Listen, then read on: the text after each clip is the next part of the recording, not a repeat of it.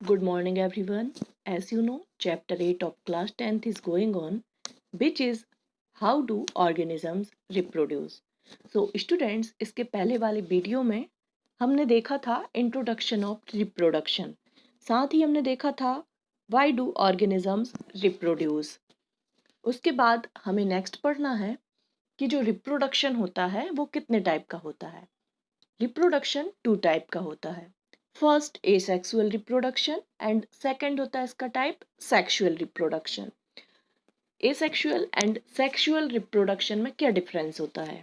तो स्टूडेंट्स, जैसा कि हम जानते हैं कि जो रिप्रोडक्शन होता है, रिप्रोडक्शन की डेफिनेशन क्या होती है? जब कोई ऑर्गेनिजम्स अपने ही जैसे ऑर्गेनिजम्स को रिप्रोड्यूस करता है तो उसे हम रिप्रोडक्शन बोलते हैं।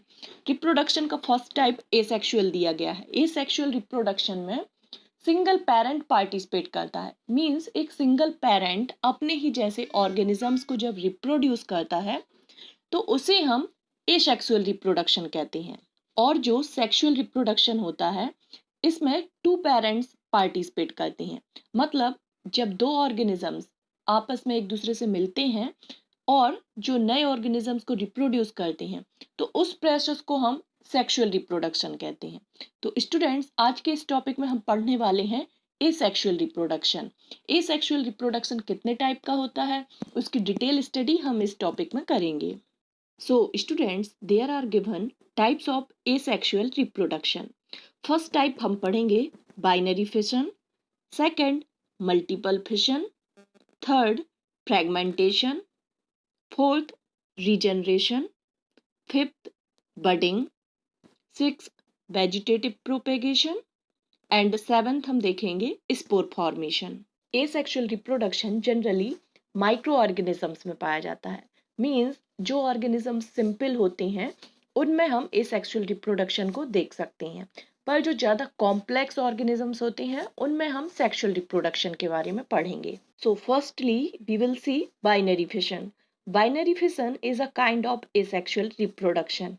It is a common type of reproduction found in bacteria and protists like amoeba, in which the fully grown parent cell splits into two halves. So students, binary fission asexual reproduction का first type होता है। साथ ही इस binary fission को हम किस type के organisms में देख पाते हैं?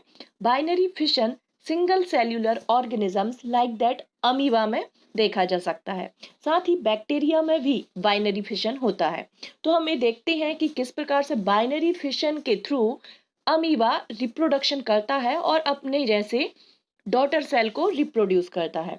तो स्टूडेंट्स, यहाँ पर देखिए एक डायग्राम शो हो रहा है। फर्स्ट एक अमीबा दिख रहा है, मींस यहाँ पर एक अमीबा सेल दी गई है। हम जानते हैं कि जो अमीबा सेल होती है उसका शेप इरेग्युलर होता है, मींस अमीबा सेल अपना शेप चेंज कर सकती है। तो स्टूडेंट्स, इस बाइनरी फिशन को हम इस डायग्राम से समझेंगे। इस डायग्राम के फर्स्ट स्टेप में देखिए हमें एक अमीबा सेल दिखाई दे रही है और हम जानते हैं क्योंकि अमीबा एक सिंगल सेल्यूलर ऑर्गेनिज्म है, इसके अंदर सारे सेल ऑर्गेनेल्स प्रेजेंट होते हैं। तो स्टूडेंट्स, जब भी कोई अमीबा सेल पूरे तरीके से मैच्योर हो जाती है तो अमीबा के अंदर प्रेजेंट न्यूक्लियस डिवाइड होना स्टार्ट करने लगता है। सो स्टूडेंट्स, यहाँ पर सेकंड स्टेप में आप देखिए कि जो अमीबा के अंदर प्रेजेंट न्यूक्लियस है ये 2 पार्ट में डिवाइड होना स्टार्ट कर रहा है। और स्टूडेंट्स, यहाँ पर थर्ड स्टेप में देखिए कि जो न्यूक्लियस है वो और ज़्यादा एक दूसरे से स्प्लिट होते हुए दिखाई दे रहा है। तो सबसे पहले बाइनरी फिशन में न्यूक्लियस 2 पार्ट में डिवाइड होना स्टार्ट करता है। उसके बाद सेल के अंदर प्रेजेंट साइटोप्लाज्म भी 2 पार्ट में डिवाइड होने लगता है। तो स्टूडेंट्स, इस प्रकार से पहले न्यूक्लियस के डिवीजन और उसके बाद साइटोप्लाज्म के डिवीजन होने के कारण जो अमीबा सेल होती है 2 इक्वल अमीबा सेल में डिवाइड हो जाती है। इस प्रकार से हमने यहाँ पर देखा है कि एक अमीबा सेल से 2 डॉटर अमीबा सेल बन रही हैं। क्योंकि यहाँ पर एक अमीबा सेल से 2 डॉटर अमीबा सेल बन रही हैं, इस कारण से यहाँ पर जो स्प्लिटिंग पाई जाती है या फिशन पाया जाता है उसे हम बाइनरी फिशन कहते हैं। नेक्स्ट हम बात करेंगे मल्टीपल फिशन की। Multiple fission is one in which the nucleus divides it several times into a daughter of nuclei. तो स्टूडेंट्स, जब हमने बाइनरी फिशन की बात की थी तो हमने देखा था कि जो अमीबा के अंदर प्रेजेंट न्यूक्लियस था ये 20 से 2 पार्ट में डिवाइड होता है और इस प्रकार से एक अमीबा सेल से 2 अमीबा सेल बने। तो स्टूडेंट्स, जब हमने बात की थी बाइनरी फिशन की, तो उसमें हमने देखा था कि अमीबा सेल में प्रेजेंट न्यूक्लियस जो होता है वो बीच से 2 पार्ट में डिवाइड होना स्टार्ट कर देता है, जिससे कि एक अमीबा सेल से 2 अमीबा सेल बनती हैं। पर जो मल्टीपल फिशन होता है, मल्टीपल फिशन को हम प्लाज्मोडियम में देख सकते हैं। प्लाज्मोडियम क्या होता है? प्लाज्मोडियम एक पैरासाइट है जिससे कि मलेरिया डिसीज होती है। तो स्टूडेंट्स, जो प्लाज्मोडियम में प्रेजेंट न्यूक्लियस होता है, ये बीच से तो 2 पार्ट में डिवाइड होता ही है, साथ ही ये साइड से भी कई पार्ट में डिवाइड हो जाता है। मींस प्लाज्मोडियम में प्रेजेंट जो न्यूक्लियस होता है, एक कई पार्ट में डिवाइड होना स्टार्ट कर देता है, जिससे कि जितना ज्यादा न्यूक्लियस का डिवीजन होगा उतना ही साइटोप्लाज्म का डिवीजन होता जाता है। और इस प्रकार से एक प्लाज्मोडियम सेल से मैनी प्लाज्मोडियम सेल बनने के कारण इस टाइप की जो स्प्लिटिंग होती है उसे हम मल्टीपल फिशन कहते हैं। सो स्टूडेंट्स, इस प्रकार से जो बाइनरी फिशन होता है एंड मल्टीपल फिशन होता है, ये सिर्फ सिंगल सेल्यूलर ऑर्गेनिजम्स में पाया जाता है। मींस ऐसे ऑर्गेनिजम्स में पाया जाता है जिनकी बॉडी में सिर्फ एक सेल पाई जाती है, उसमें हम मल्टीपल फिशन और बाइनरी फिशन को देख सकते हैं। सो स्टूडेंट्स, नेक्स्ट हम पढ़ेंगे फ्रेगमेंटेशन के बारे में। जो फ्रेगमेंटेशन की प्रोसेस होती है वो भी बहुत सिंपल होती है। Fragmentation in multicellular organisms is a form of asexual reproduction in which an organism is split into fragments. Fragmentation के through reproduction multicellular organisms like that spirogyra में देख सकते हैं। स्टूडेंट्स, यहाँ पर हमें ये याद रखना है कि जो हमने binary fission and multiple fission के बारे में स्टडी की थी, binary and multiple fission single cellular organisms में पाया जाता है, पर जो फ्रेगमेंटेशन होता है इसे हम multi cellular organisms like that spirogyra में देखेंगे। तो स्टूडेंट्स, फ्रेगमेंटेशन के थ्रू रिप्रोडक्शन स्पाइरोगायरा में होता है, साथ ही सी एनीमून में भी होता है, जैसा कि यहाँ डायग्राम में शो हो रहा है। जब स्पाइरोगायरा फुली डेवलप्ड हो जाता है तो ये क्या करता है, तो ये 2 पार्ट में डिवाइड होना स्टार्ट कर देता है। मींस 2 फ्रेगमेंट में डिवाइड हो जाता है।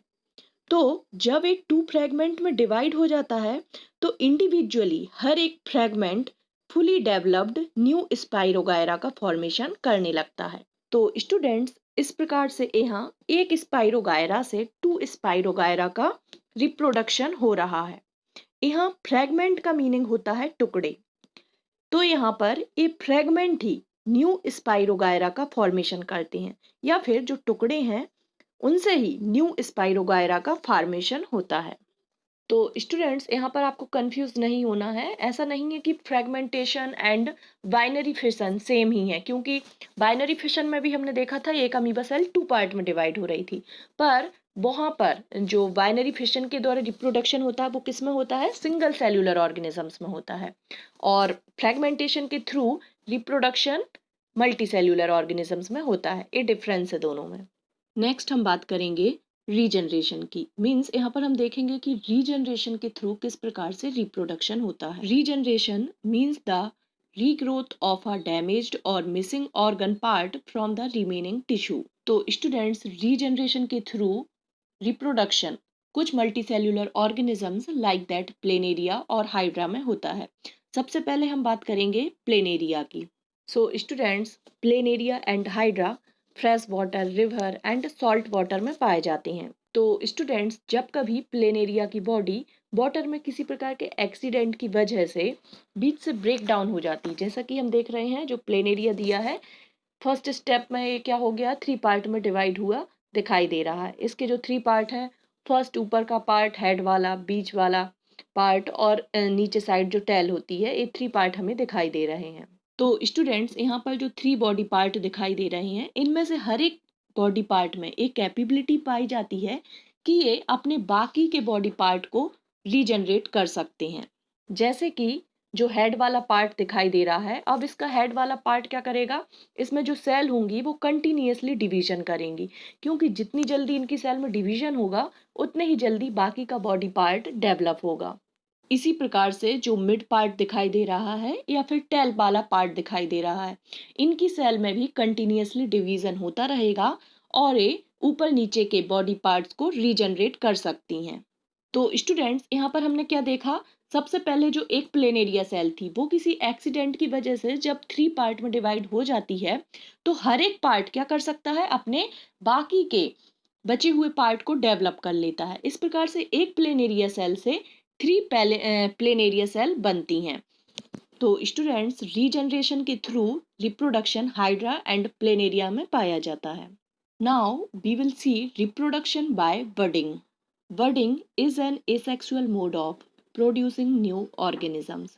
In this process, a new organism is developed from a small part of the parent's body. So, students, यहाँ पर हम देखेंगे कि बडिंग के थ्रू रिप्रोडक्शन किस प्रकार के ऑर्गेनिजम्स में पाया जाता है। बडिंग के थ्रू रिप्रोडक्शन को हम हाइड्रा में देख सकते हैं। हाइड्रा जो कि फ्रेश वाटर या रिवर पॉन्ड में पाया जाता है।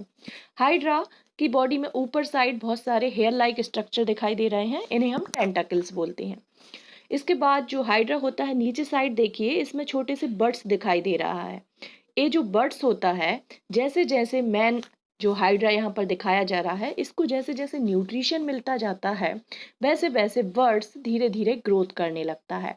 और ग्रोथ करने के बाद थर्ड स्टेज में आप देखिए कि जो नीचे साइड बर्ड्स था वो अब ग्रोथ करने के बाद फुली डेवलप हाइड्रा जैसा दिखाई देने लगा है। जब ये बर्ड्स ग्रोथ करके या मैच्योर होके हाइड्रा बन जाता है, तब जो बर्ड्स से बना है जो हाइड्रा वो क्या हो जाता है, मैन हाइड्रा से सेपरेट हो जाता है, अलग हो जाता है। इस प्रकार से बडिंग के थ्रू रिप्रोडक्शन हाइड्रा में पाया जाता है, जिसमें एक हाइड्रा अपने ही जैसे हाइड्रा को रिप्रोड्यूस करता है। सो स्टूडेंट्स, यहाँ पर हमने देखा है कि हाइड्रा के एक छोटे से बॉडी पार्ट्स जिसे हम बड्स बोलते हैं, बड्स के ग्रोथ करने से एक और हाइड्रा बनता है। इस प्रकार की जो प्रोसेस होती है इसे हम बडिंग कहते हैं, क्योंकि यहाँ पर बड्स के थ्रू ही फुली डेवलप न्यू हाइड्रा का फॉर्मेशन हुआ है। सो स्टूडेंट्स, नेक्स्ट हम बात करेंगे वेजिटेटिव प्रोपेगेशन की।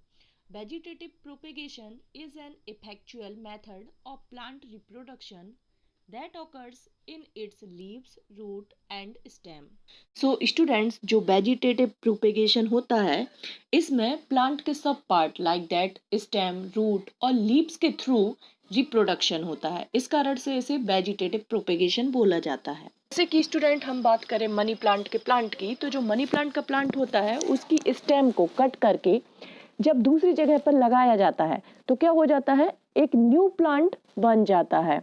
तो यहाँ पर हमने क्या देखा कि जो प्लांट का स्टेम वाला पार्ट था इस न्यू प्लांट बन गया है। तो इस प्रकार का जो रिप्रोडक्शन होता है उसे वेजिटेटिव बोला जाता है। इस प्रकार से स्टूडेंट्स, आपने देखा होगा कि जो रोज प्लांट होता है उसकी स्टेम को कट करके यदि हम दूसरी जगह सॉइल में लगा देते हैं तो एक न्यू प्लांट ग्रोथ कर जाता है।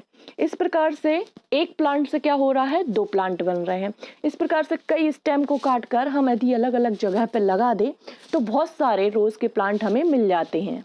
इसके अलावा वेजिटेटिव प्रोपेगेशन शुगर केन, बनाना, ओनियन एक्सेट्रा में पाया जाता है।